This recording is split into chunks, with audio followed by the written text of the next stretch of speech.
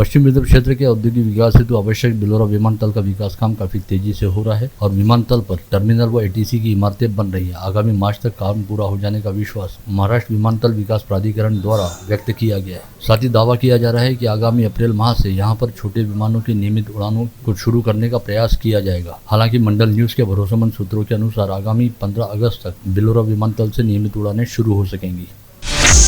देश की राजधानी नई दिल्ली में आगामी 9 व 10 सितंबर को G20 G20 शिखर परिषद के कारण रेलवे ने 207 रेलगाड़ियों को रद्द कर दिया है। इसके अलावा 100 रेलगाड़ियां प्रभावित हो रही हैं। रेलवे ने रद्द की गई ट्रेनों की सूची जारी कर दी है। 7 से 10 सितंबर के दौरान रेल से यात्रा करने वाले मुसाफिरों को काफी मुश्किलों का सामना करना पड़ सकता है। रेलवे ने यात्रियों से रद्द ट्रेनों की सूची देखकर अपनी यात्रा का नियोजन करने का आह्वान किया है। वहीं दिल्ली पुलिस ने 6 से 10 सितंबर के तड़के कई तरह के प्रतिबंध रहने की घोषणा की है। महावितरण ने स्पष्ट किया है कि अमरावती जिले में क्या पूरे राज्य में कहीं पर भी लोड शेडिंग यानी भार नियमन नहीं किया जा रहा। साथ ही भार नियमन का कोई भी प्रस्ताव नहीं है। विगत कुछ दिनों के दौरान तकनीकी दिक्कतों की वजह से कुछ स्थानों पर बिजली आपूर्ति खंडित हुई थी। उन सभी तकनीकी खामियों को दूर कर लेने की जानकारी महावितरण के जल संपर्क अधिकारी फूल सिंह राठौड़ द्वारा दी गई है। साथ ही उन्होंने सोशल मीडिया पर इस बारे में चल रहे संदेशों को भ्रामक व गुमराह करने वाला बताया है। राष्ट्रीय स्तर पर ली गई नेशनल क्लीन एयर प्रोग्राम के अंतर्गत स्वच्छ वायु सर्वेक्षण स्पर्धा में वर्ष 2023-2024 के लिए बेस्ट परफॉर्मिंग सिटीज के अंतर्गत CPCB द्वारा किए गए सर्वेक्षण के अनुसार 10 लाख की जनसंख्या वाली कैटेगरी में अमरावती महानगर पालिका को भारत सरकार के पर्यावरण, वन एवं जलवायु परिवर्तन मंत्रालय की ओर से प्रथम पुरस्कार दिए जाने की घोषणा की गई है। इससे संबंधित पत्र केंद्रीय मंत्रालय द्वारा हाल ही में अमरावती महानगर पालिका को प्राप्त हुआ। यह पुरस्कार आगामी 7 सितम्बर को भोपाल में समारोह पूर्वक प्रदान किया जाएगा। अमरावती महानगर पालिका ने 194 अंक प्राप्त करते हुए देश में राष्ट्रीय स्तर पर पहला स्थान प्राप्त किया है, जिसके चलते मनपा आयुक्त देवीदास पवार ने मनपा के सभी जनप्रतिनिधियों, अधिकारियों, कर्मचारियों व अमरावती वासियों का अभिनंदन किया है। शहर के पूर्व महापौर एवं सबसे लंबे समय तक नगर सेवक निर्वाचित होने का बहुमान हासिल रखने वाले विलास इंगोले के जन्मदिवस के अवसर पर युवा कांग्रेस ने गत रोज मैराथन दौड़ का यशस्वी आयोजन किया, जिसमें सैकड़ों युवकों, युवतियों व बच्चों ने भाग लिया। पुरुष गट में प्रथम पुरस्कार सौरभ तिवारी तथा युवती गुट में प्रथम पुरस्कार प्रिया धोत्रे ने हासिल किया।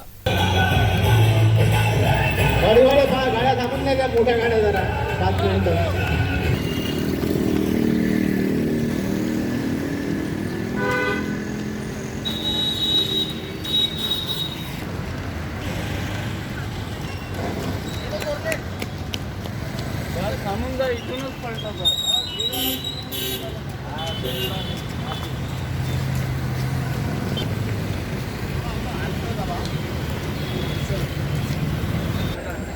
सर्वच मान्यवर तिथं बक्षीस देतील। जोरदार टाळ्या आपण अभिनंदन करायचं इथं 3 किलोमीटरची शर्यत। विलासभाऊ इंगोले यांचा वाढदिवस आहे। या निमित्त आज 3 तारखेला युवक काँग्रेस आणि विलासभाऊ इंगोले मित्र मंडळ यांनी मॅरेथॉन आयोजित केलेली आहे। मी विलासभाऊ इंगोले यांना वाढदिवसाच्या शुभेच्छा देतो।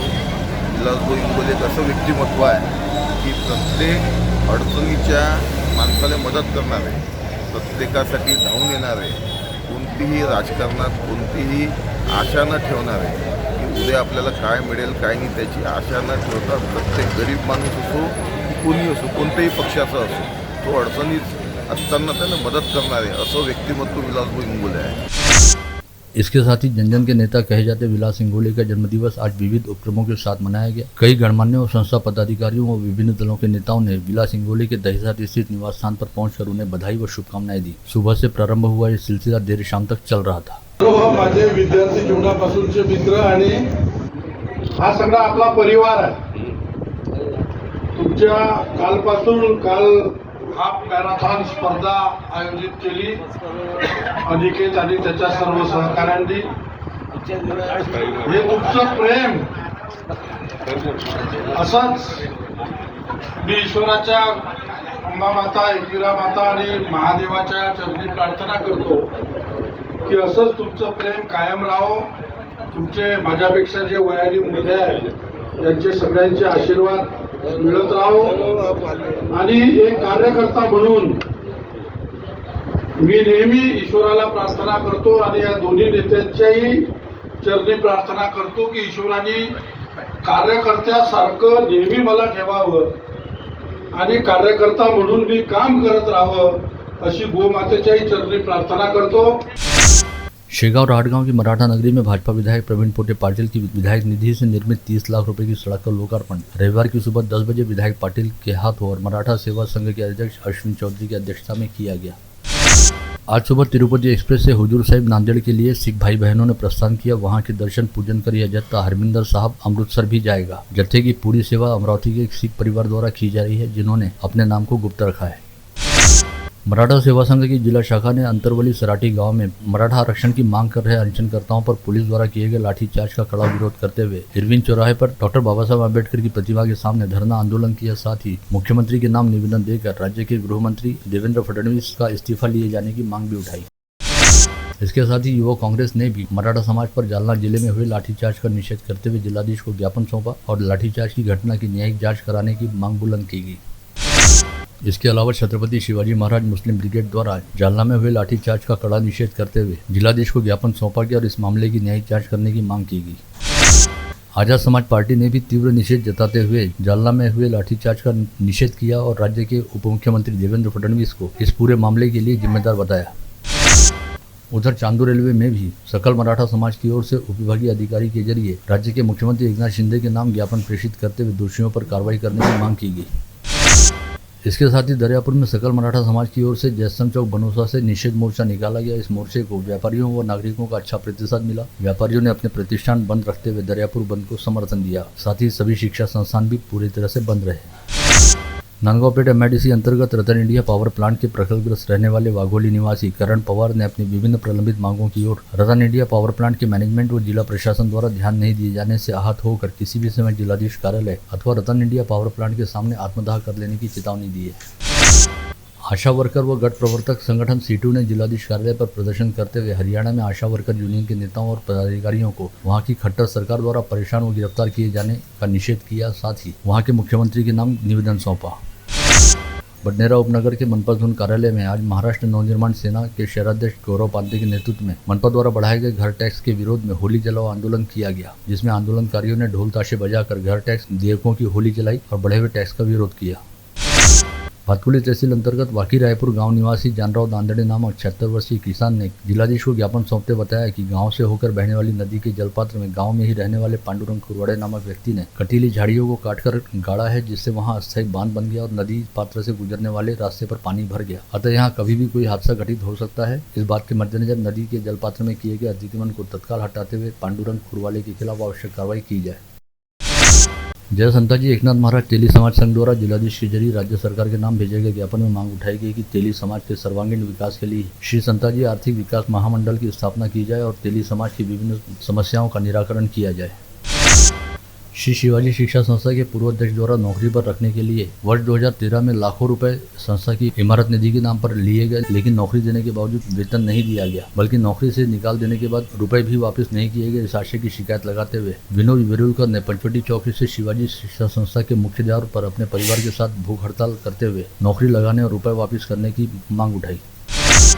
महाराष्ट्र नवनिर्माण सेना द्वारा आज यहाँ बुलाई गई पत्रकार परिषद में बताया गया कि प्रतिवर्ष की तरह इस वर्ष भी मंच द्वारा गाड़गे नगर स्थित गाड़गे बाबा समाधि स्थल के सामने भव्य विदर्भ स्तरीय दही हांडी स्पर्धा का आयोजन किया जा रहा है। आगामी 8 सितंबर को आयोजित होने जा रही इस दही हांडी स्पर्धा में मराठी सीरियल व कई वेब सीरीज में काम कर चुकी सिने अभिनेत्री श्रुति मराठे बतौर प्रमुख अतिथि उपस्थित रहेंगी। विलासनगर स्थित गली नंबर 6 से आज सुबह भव्य कावड़ यात्रा निकाली गई। इस कावड़ यात्रा में 101 जलकुंभों में जल भरकर यह कावड़ यात्रा शहर के विभिन्न चौक चौराहों से होते हुए गड़गड़ेश्वर मंदिर पहुंची, जहां पर अभिषेक व आरती के बाद कावड़ यात्रा का समापन हुआ।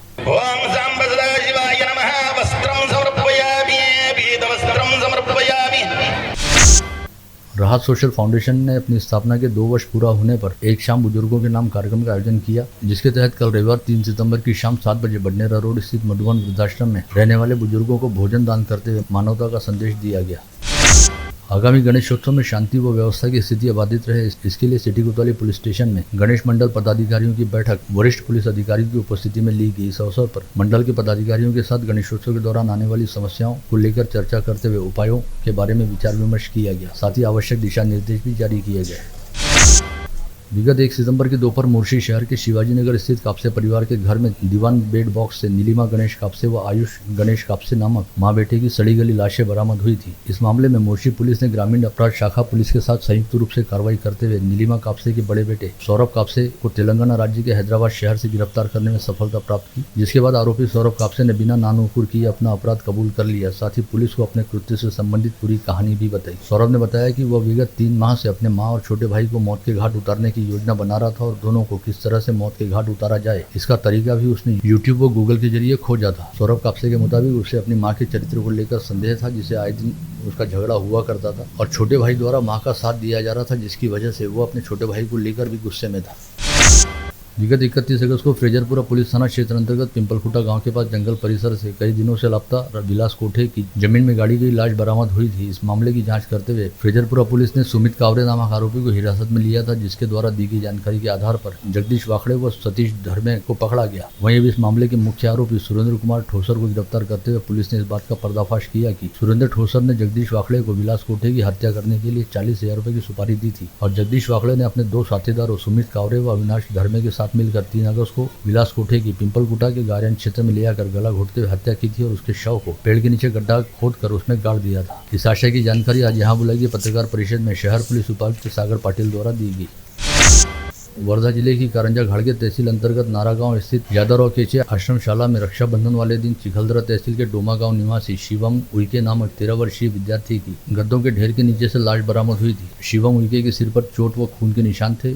ऐसे में पुलिस ने हत्या का मामला दर्ज करते हुए पता लगाया कि शिवम उइके की उसके ही गाँव में पढ़ने वाले और उसके ही गाँव में रहने वाले 15 वर्षीय छात्र ने किसी आपसी विवाद के चलते गुस्से में आकर हत्या कर दी थी। राजापेट अंडरपास के नजदीक कुशु ढाबा के पास कल 2 गुटों में झगड़ा हुआ और दोनों पक्षों ने एक दूसरे के खिलाफ पुलिस थाने में शिकायत दर्ज कराई। पुलिस ने एक पक्ष के 6 लोगों और दूसरे पक्ष के एक व्यक्ति पर विभिन्न धाराओं के तहत अपराध दर्ज किया है। एक महिला द्वारा दी गई शिकायत में बताया गया कि उसका पति गणेश कुरूटिया राजापेट अंडरपास के पास आया तो आरोपियों के साथ उसका झगड़ा हुआ, जिसके बाद अनूप अग्रवाल ने उसके सिर पर वार किया और सोनिया चांदुरकर ने मारपीट की। पश्चात इन सभी आरोपियों ने गणेश कुरूटिया को जबरन वैगन आर में डालकर छती तालाब रोड पर जंगल में ले आकर लोहे की रॉड से लहूलुहान करते हुए वहीं पर छोड़ दिया।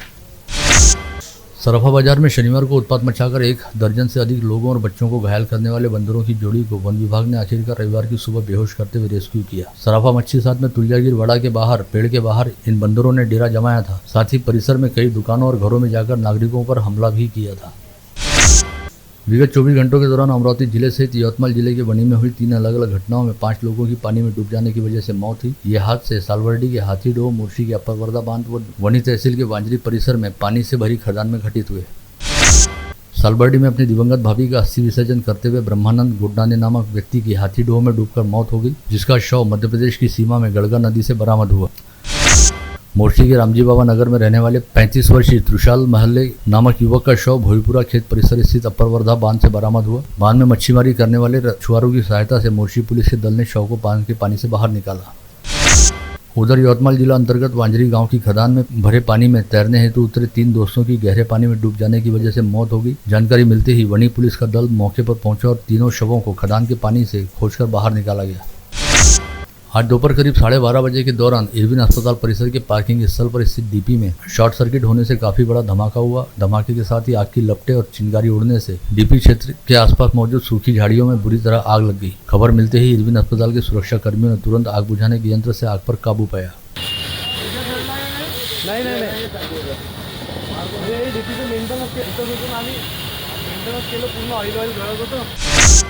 शहर के एक अस्पताल में 16 वर्षीय गर्भवती किशोरी को इलाज हेतु भर्ती कराया गया, जिसके नाबालिग रहने की बात समझ में आते ही अस्पताल प्रशासन ने कोतवाली पुलिस को सूचित किया, जिसके बाद पुलिस ने नाबालिग का बयान दर्ज करते हुए उसे गर्भवती बनाने वाले अंजनगढ़ सुरजी तहसील अंतर्गत कापुरसलनी निवासी सुधीर नामक 18 वर्षीय युवक के खिलाफ आपराधिक मामला दर्ज किया।